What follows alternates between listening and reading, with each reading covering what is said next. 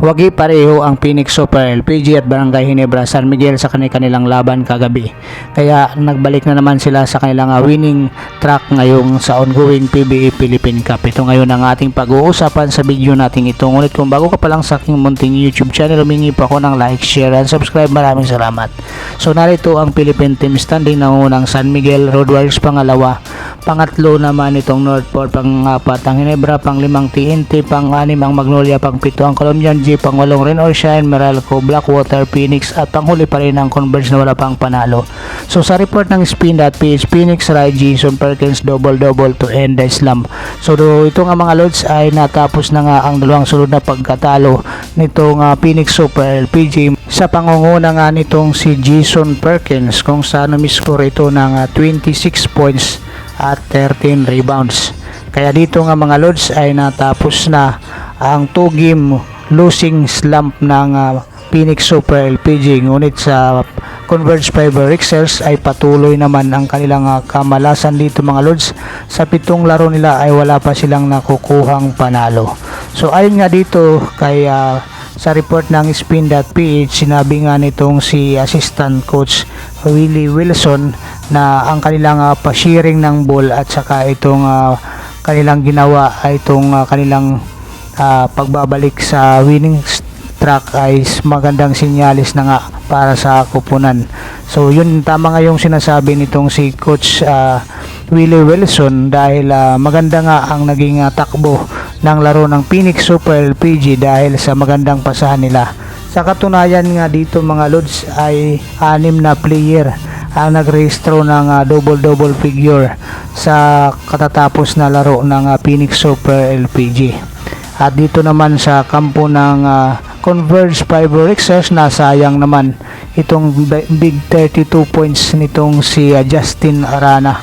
At hanggang sa ngayon nga ay naghahanap pa rin ng panalo itong Converge Fiber Rixers. So winless pa rin dito nga mga lods sa 7 laro itong Converge Fiber Rixers. Ang maganda dito sa Phoenix Super LPG mga lods ay nagkaroon sila ng magandang ball movement, kung saan nga ay lahat nga ng maipapasok ni Coach Jamaica rin, lalo na itong si Richie Rivero na nagtala nga ito ng 17 points galing sa bench, kung saan ipinasok nga ito sa third quarter.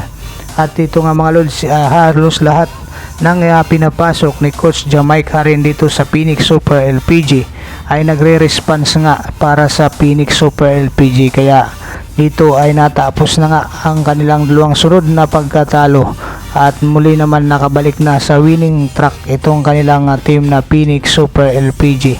Dahil na rin mga lods sa pagtutulungan nga ng kupunan, lalong-lalo na itong kanilang mga rookie player na tulad nitong si Kin Tapin, itong si Richie Rivero, maging itong si Dibs ay maganda nga ang nilalaro dito sa laban na ito. Kaya nasayang din itong 31 points na ginawa ni Stockton at 32.16 rebounds naman para dito kay Justin Arana, at nakalasap na naman ng 7 talo. Natapos ang laro mga lods sa 107 to 113, panalo ang Phoenix Super LPG. So narito nga mga lods ang score, kung saan si Perkins may 26, Rivero 17, Tapin 16, Mocon 11, Debs 11, Alejandro 10.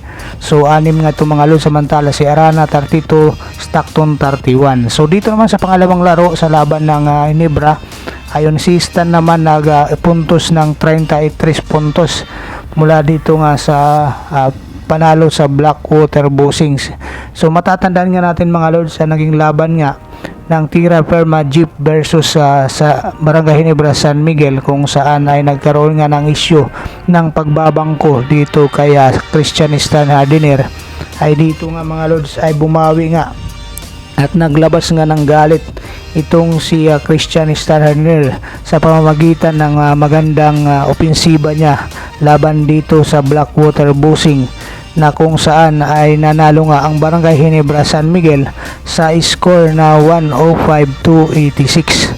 So dito nga mga lods sa nearly isang linggo nga matapos nga itong balita ng pagbabangko nga dito kay Christian Stanley ay halimaw ang pinakita niya dito kontra dito sa Blackwater Busing. At ito na rin ang laban ng pagbabalik ni Scotty Thompson dito sa Barangay Ginebra, San Miguel, kung saan ay maganda rin ang naging ambag nitong si Scotty Thompson para sa Barangay Ginebra, San Miguel, na nagtala siya ng 4.7 rebounds, 8 assists at 2 steals para sa kanyang pagbabalik mula dito sa kanyang pagkakaroon ng injury. Kaya ito nga mga lods ay nakabalik na rin ulit sa winning track itong Barangay Ginebra, San Miguel mula sa dalawang magkasunod na talo nila kontra sa San Miguel Bermen at dito sa Tierra Firma Jeep.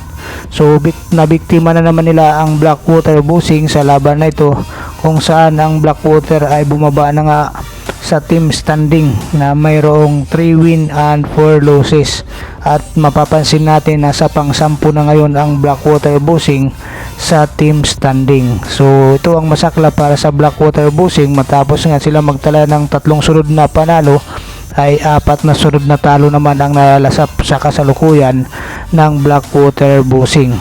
Kaya itong Barangay Ginebra, San Miguel ay excited na naman muli ang mga fans nitong Barangay Ginebra, San Miguel at si Coach Tim Con, lalong lalo na maganda ang pinakita ng kanilang rookie na si Ralph Po na nagtala ng 4 na 3-point shot sa laban na ito nga mga lods, at malaking tulong nga ang nagawa niya, at tuwang-tuwa nga itong si Justin Brownlee na bumisita sa laban, at saka itong si Al Francis Chua ng Barangay Ginebra, San Miguel. So dito nga pinatunayan nga ni Christian Stanley na siya pa rin ang halimaw pagdating sa ilalim dito sa Barangay Ginebra, San Miguel. At alam natin na marami na rin espekulasyon na kumakalat na itong si Christian ay matitrade nga, pero dito pinakita nga niya na ang kalagahan niya dito sa Barangay Ginebra, San Miguel, lalong lalo na rin itong kanilang rookie na si Ralph Ku, na maganda nga ang pinakita rin sa laban na ito. Ang mantala itong Blackwater Busing naman ni Troy Rosario ay kailangan nila mag double effort dahil 4 na sunod na pagkatalo ang kanilang nalalasap dito sa ongoing PBA Philippine Cup. So narito ang score, kung saan nanguna nga dito si Christian na mayroon 33, si Missy may 14. So dito sa Phoenix naman, sa sunod nating balita, itong pagkakasama sa lineup ng PBBL sa Pampanga Giant Lantern itong si Larry Muyang. Mapapansin nga natin dito na nasa reserve list nga itong si Larry Muyang sa official roster ng Pampanga Giant Lantern sa MPBL. Ito nga mga lods ay usap-usapan ngayon na itong 6'5" player ay kinuha nga nitong si Delta Pineda para sa Pampanga Giant Lantern.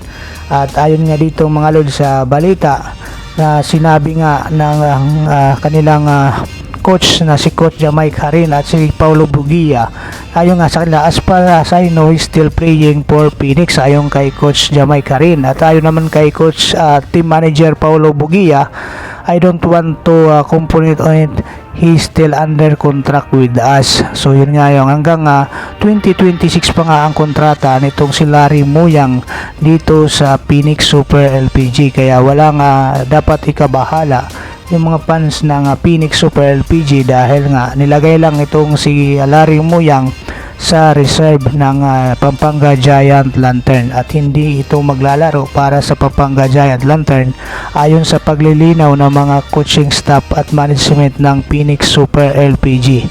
So ang commitment nga ngayon ni Larry Muyang ay nasa Phoenix Super LPG.